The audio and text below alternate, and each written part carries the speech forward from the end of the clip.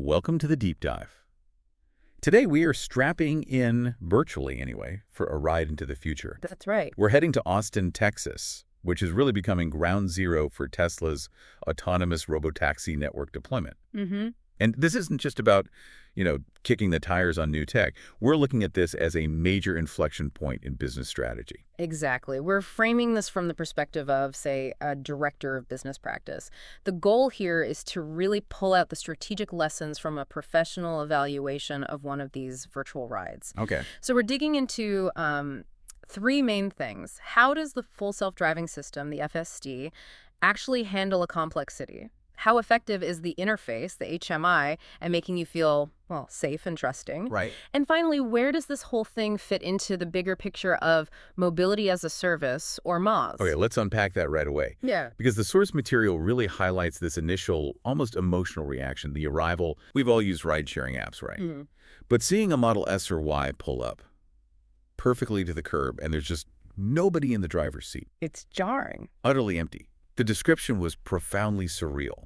That visual confirmation that, wow, this is actually happening. It really is a huge psychological moment. But strategically, the ride doesn't technically start there. It starts earlier. Oh. Phase one is really about activation and, maybe more importantly, the contract of trust. It all begins in the Tesla app on your phone. Right. Familiar territory for most people. Exactly. The interface is described as, very sleek, intuitive, very much like the rideshare apps we already use. But it's doing more than just booking a ride, isn't it? It sounds like it's a bit of a gatekeeper. A very important one. Before you can even unlock the car, you have to go through some pretty rigorous security checks, confirming who you are. Makes sense. And crucially, you have to actively accept the terms of service. Now, for anyone thinking strategically, this is key.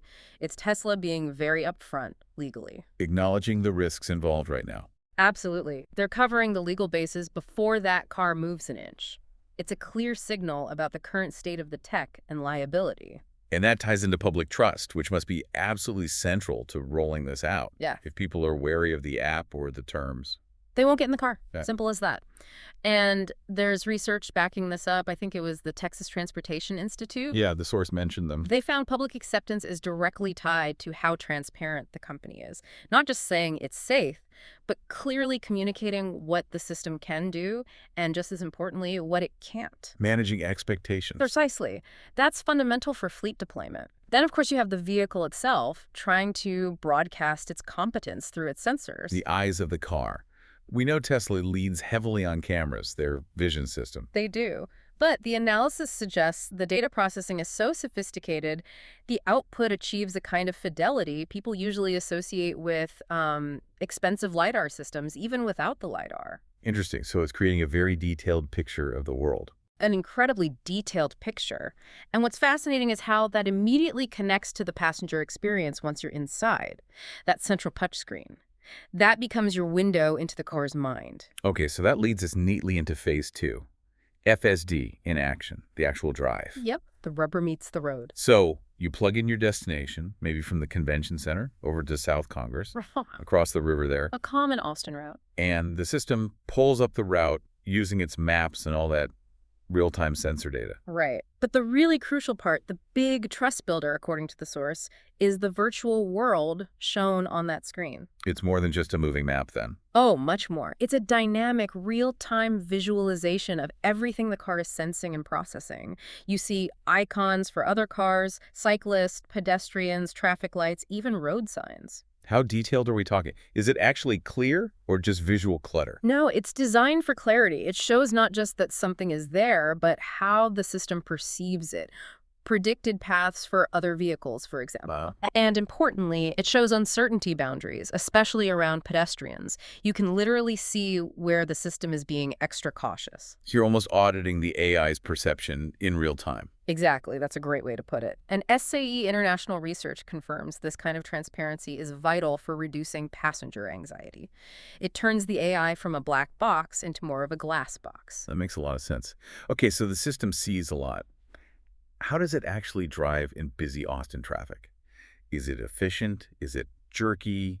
Is it slow? The consistent description was conservative and predictable, very smooth. It keeps a good, safe following distance, brakes gently, accelerates controllably. No sudden moves. None reported. Lane changes were described as methodical. It waits for a genuinely secure gap rather than trying to nudge its way in. Okay, so predictable. Very. The key observation was that it completely lacks the kind of aggressive opportunism or improvisation you often see from human drivers in cities. Ah, okay, I see a potential strategic issue here. Right. Conservative is safe, obviously. Yeah. Good for liability, good for passenger comfort, maybe. But if you're looking at this from a business angle, predictable often means slower, right?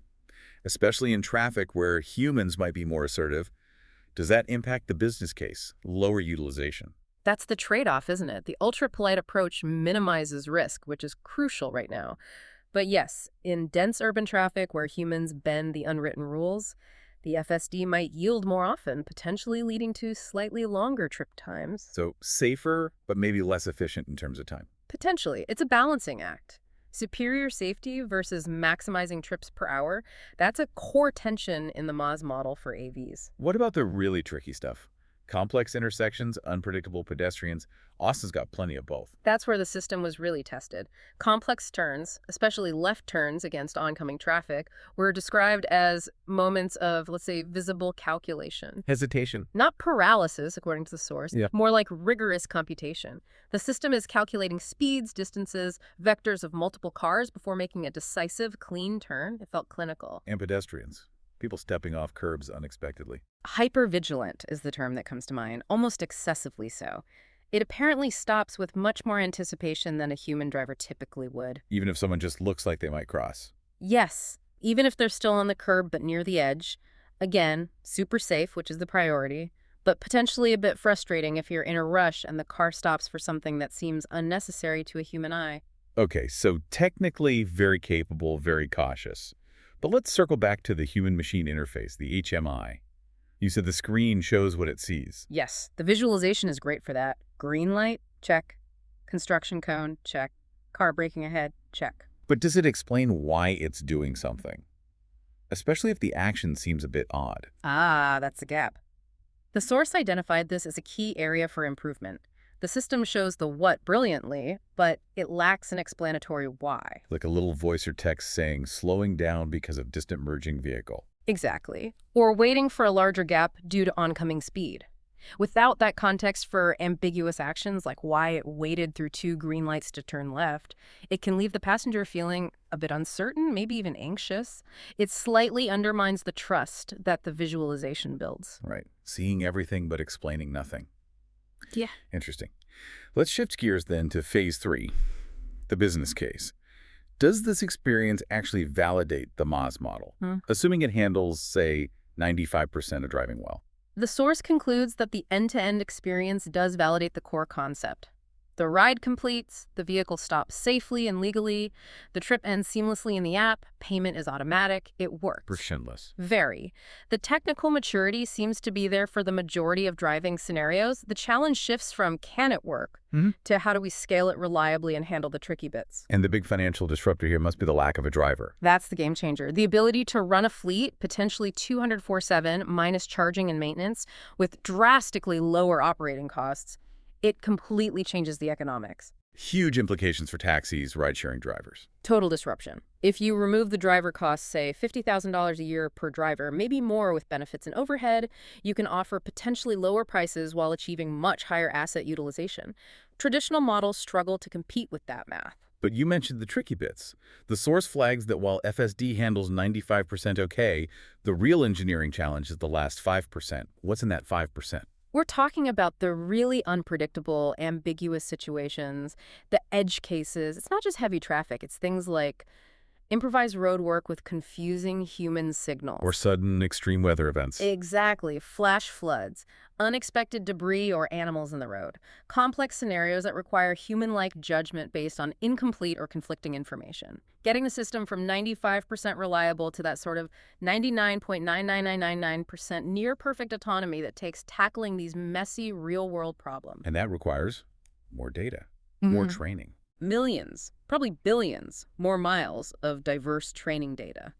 Specifically data covering these edge cases under all sorts of conditions. That's the engineering mountain they're still climbing. And it's not just about Tesla improving the car, is it? Cities like Austin have a role to play. A huge role. This technology forces cities to adapt their infrastructure and regulations. We need smarter infrastructure. Think about optimizing curb space for drop-offs, ensuring road markings are clear and machine-readable. Maybe even vehicle-to-everything communication, V2X. That's definitely part of the longer-term vision, allowing vehicles to talk to traffic lights, to infrastructure, even to each other, to anticipate hazards and optimize flow. Businesses also need to figure out how to integrate this into their logistics and customer service models. Which brings us squarely into Phase 4, the big hurdles ahead. And the source points to one major non-technical roadblock first. Yeah, the biggest one, really. The regulatory mess, specifically civil liability. If there's an accident and no driver, who pays? Who's responsible? That is the multi-billion-dollar question. Is it the owner of the vehicle? Is it the passenger who clicked accept on the terms? Is it the manufacturer, Tesla in this case? Or do you treat the software itself as the responsible party? A legal gray area. A massive one. And it's holding back widespread deployment because the legal frameworks just haven't caught up with the technology. Regulators are grappling with models like strict liability, where the manufacturer is essentially responsible, but that puts immense pressure on proving near-perfect safety. Which loops back to needing that 99.99999% reliability we talked about. Exactly. It's all interconnected. Then you have the hurdle of social acceptance. We talked about the surreal feeling of the empty car. Right, overcoming that basic human distrust of the machine in control. It's a long game. It needs time, education, and crucially, a demonstrable public track record of superior safety compared to human drivers. And incidents don't help. Not at all. The source mentioned McKinsey research on this. Even a few highly publicized accidents, regardless of fault, can significantly set back public trust and adoption for years. Bad news travels much faster than good news in this space. Finally, Tesla isn't doing this in a vacuum. There's competition. Fierce competition. You absolutely have to consider players like Waymo, backed by Google Alphabet and Cruise, with GM's backing.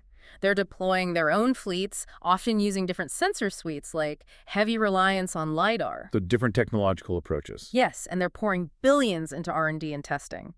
Tesla might have a cost advantage or a data advantage from its fleet right now with its vision-based approach, but the pressure to innovate constantly just to stay ahead is immense. They can't afford to stand still. Okay, so let's synthesize this. If you're that director of business practice listening, what's the key takeaway from this deep dive into the Austin Robotaxi experience? I think the core message is that the autonomous disruption is, well, technologically solid for the most part. It's strategically inevitable. The system can handle the vast majority of typical urban driving scenarios, often with impressive competence. The potential for cost savings, efficiency gains, and safety improvements is undeniable. Wow. But the path to mass adoption and profitability is still blocked by some major obstacles. You've got the huge question mark over legal liability, the immense engineering task of conquering that final 5% of unpredictable edge cases, and the slow burn of building public trust. So technologically close, but practically still facing hurdles. That sums it up well. All right, let's leave our listener with a final thought to chew on. Something to consider as they develop their own strategies around mobility. Okay. Here it is. If this technology, even today, can handle 95% of driving scenarios with a level of predictability and safety that arguably surpasses the average human driver, which statistically should mean fewer accidents, fewer injuries, fewer fatalities, how long can regulators and society ethically delay wider deployment?